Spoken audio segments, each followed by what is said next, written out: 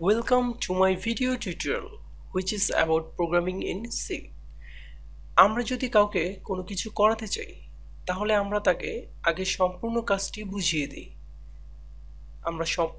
বুঝিয়ে দিই। আমাদের নিজস্ব ভাষায়।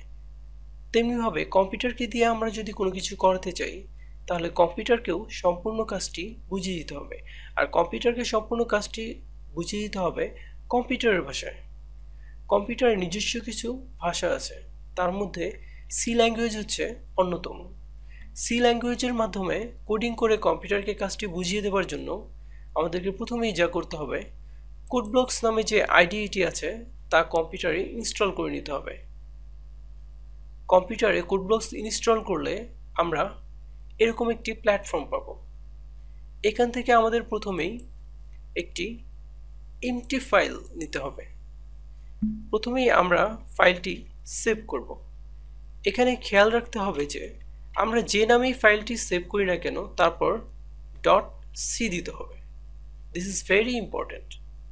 তারপরে সেভ। এখান থেকে আমাদের প্রোগ্রামিং শুরু।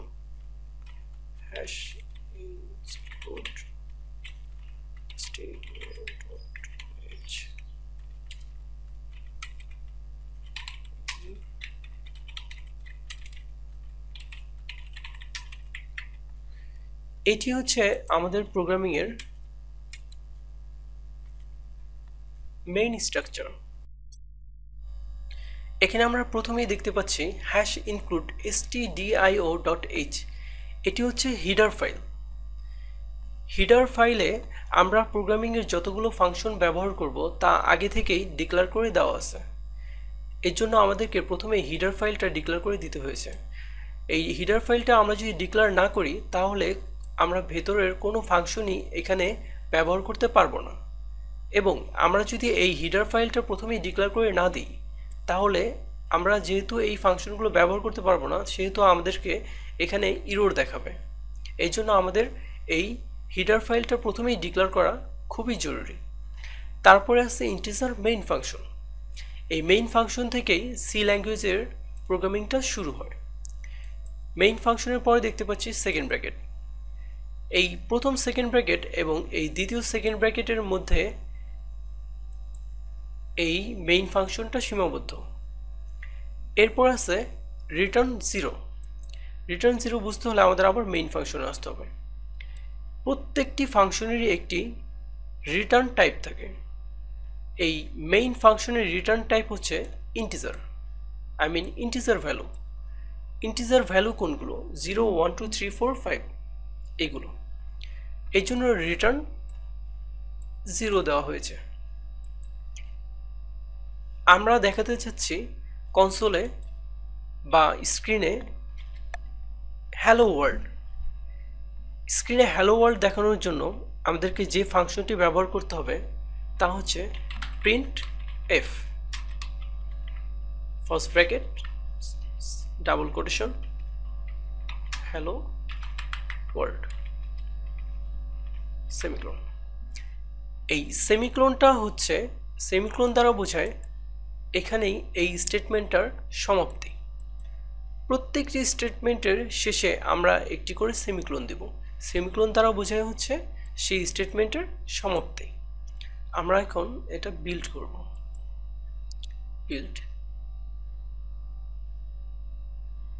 এখানে দেখা যাচ্ছে বিল্ড ফিনিশ, 0 এরর 0 ওয়ার্নিং। তার মানে আমাদের এই প্রোগ্রামটা ঠিক আছে। আমরা এখন এটা রান করব। রান করলে দেখা যাচ্ছে স্ক্রিনে হ্যালো ওয়ার্ল্ড। Hello world. এভাবে আমরা যে কোনো কিছু স্ক্রিনে দেখাতে পারবো। আমরা যদি নিজেদের নাম দেখাতে চাই, স্ক্রিনে যদি আমরা নিজেদের নাম দেখতে চাই তাহলে কি করতে হবে? তাহলে আমাদেরকে আবার সেই প্রিন্টএফ ফাংশনটা লিখতে হবে। Printf first bracket double quotation SO।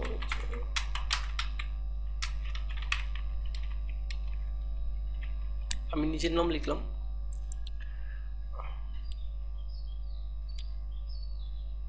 এখানে আমাদের প্রথম স্টেটমেন্টের শেষটা এখানে এবং দ্বিতীয় স্টেটমেন্টের শুরু এখানে, তারপর শেষ এখানে।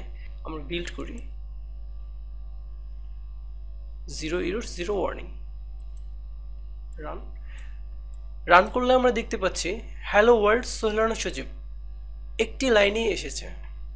আমরা যদি চাই না হ্যালো ওয়ার্ল্ড এক লাইনে আসবে, সোহেল রানা সজীব দ্বিতীয় লাইনে আসবে, তাহলে আমাদের কি করতে হবে? তাহলে আমাদের ছোট্ট একটি কাজ করতে হবে। হ্যালো ওয়ার্ল্ডের পরে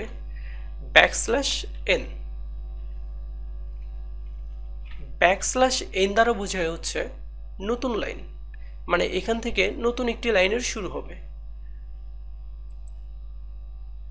বিল্ড রান।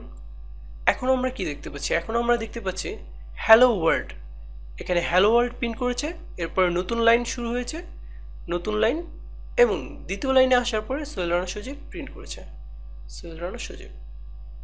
এভাবে আপনারা যে যার নাম নিজের যা মনে চায় সেটাই আপনারা স্ক্রিনে দেখাতে পারেন।